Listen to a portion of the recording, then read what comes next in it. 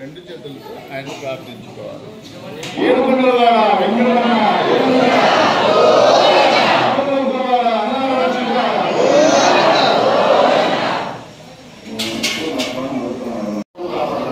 ఒకసారి గోధుమనాలు చేసి పాపాలను కలిగిపోతాయి.